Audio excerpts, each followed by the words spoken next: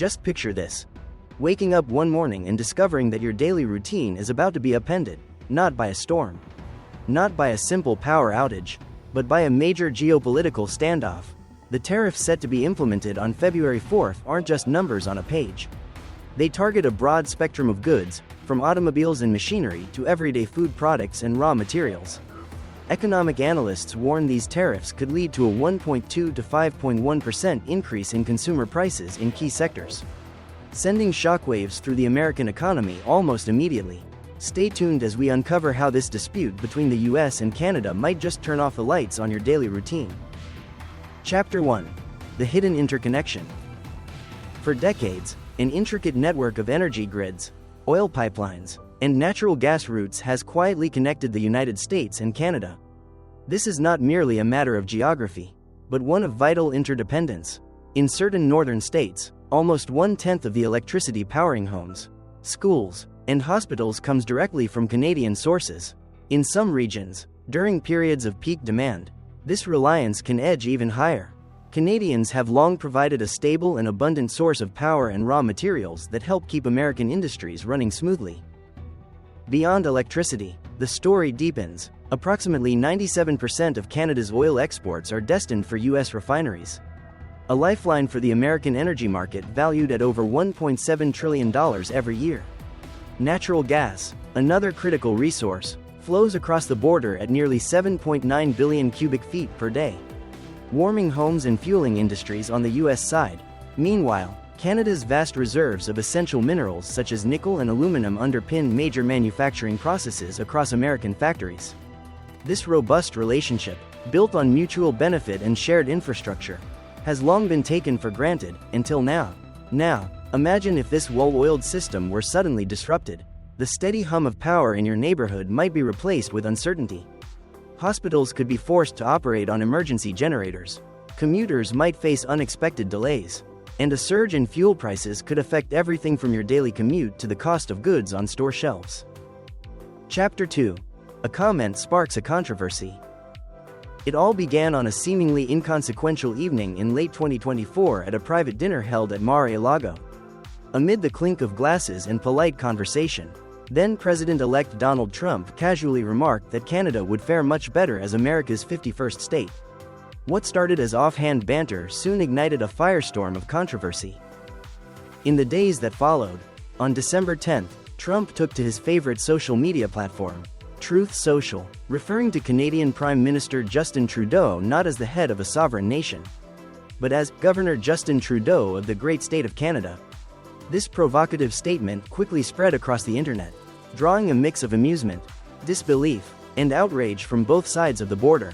By December 18th, the remark had grown into a national conversation, with memes, heated debates, and even unofficial polls indicating that nearly 40% of active social media users had weighed in on the issue. These remarks, while initially dismissed as one more of Trump's flamboyant off-the-cuff comments, soon escalated into a serious diplomatic issue. The words exchanged in a private dinner soon reverberated through international politics, raising questions about the future of the US-Canada relationship, a question that could have far-reaching consequences on our daily lives. Chapter 3. The US strikes first. Following the incendiary comments, the United States wasted no time in responding.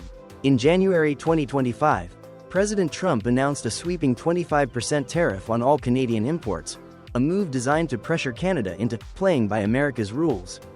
The rationale behind this decision was stark. The US leadership argued that the country was subsidizing Canada for nearly $100 billion and that such economic arrangements were unsustainable if not reformed. The tariffs, which were set to be implemented on February 4th, targeted a broad spectrum of goods, from automobiles and machinery to food products and raw materials. Economic analysts warned that these tariffs could lead to a 1.2 to 5.1% increase in consumer prices in key sectors, creating ripples throughout the American economy almost immediately. Chapter 4. Canada's fiery retaliation. Canada, however, was not one to take such challenges lightly. In a rapid and decisive counterattack, Prime Minister Justin Trudeau and his government announced a series of retaliatory measures. On February 2nd, just a day after the US tariffs were unveiled, Canada declared its own set of tariffs targeting roughly $155 billion worth of American imports. This package included a direct trade penalty of $30 billion and extended into other economic sanctions, such as restricting access to certain critical exports like minerals and energy products. The Canadian government also signaled that it was actively exploring further avenues to counter American economic pressure. Behind the scenes, discussions were underway to cut off American companies from bidding on lucrative government contracts and to encourage the diversification of trade partnerships away from a traditionally US-dominated market.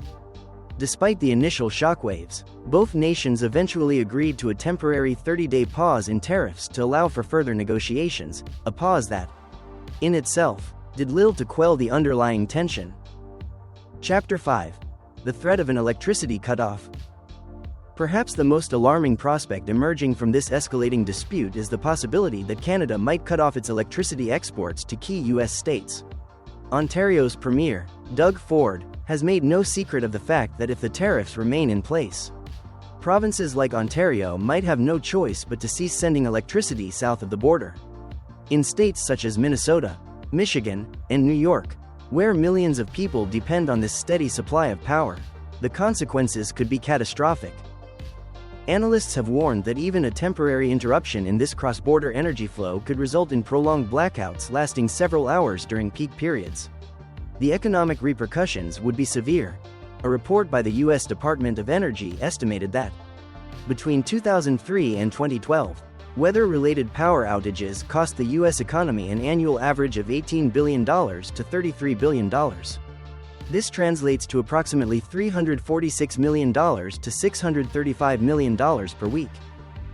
Now, consider the human element. In your home, the familiar hum of electricity powers your morning routine. Without it, everything, from boiling water for your coffee to charging your smartphone, could be compromised. Hospitals, which rely on an uninterrupted power supply for critical medical equipment, would face an uphill battle to maintain life-saving services. And on the streets, a city plunged into darkness would see increased traffic accidents, longer commutes, and a general sense of disorder that touches every facet of daily life. Chapter 6. Canada's strategic pivot to Asia. As the U.S. ramps up economic pressure, Canada is quietly reorienting its trade strategy. For decades, the U.S. was Canada's primary market for energy and raw materials. However, recent tensions have spurred Ottawa to seek new alliances and diversify its export destinations. With the completion of the Trans Mountain Pipeline expansion in May 2024, an upgrade that nearly tripled its capacity to 890.000 barrels per day, Canada now has the infrastructure in place to channel its oil exports to Asia. Canadian officials have been actively engaging with leaders in China, Japan, and South Korea. Canada is preparing to commence LNG exports to Japan from the LNG Canada project. With Mitsubishi Corporation holding a 15% stake, the LNG Canada project also includes stakeholders from China, PetroChina Co. Limited with a 15% share, and South Korea, Korea Gas Corporation with a 5% share. This strategic pivot is not just about economics, it's a recalibration of Canada's global standing, reducing its dependency on the US and opening new pathways for economic growth. For many everyday consumers, this shift might sound abstract, but its ripple effects are very real. If Canadian oil finds a more lucrative market in Asia, US refineries may be forced to purchase oil from more expensive sources, potentially driving up gas prices at the pump. This could mean paying an extra 10 to 15 cents per gallon, adding hundreds of dollars to the annual cost of fuel for the average family.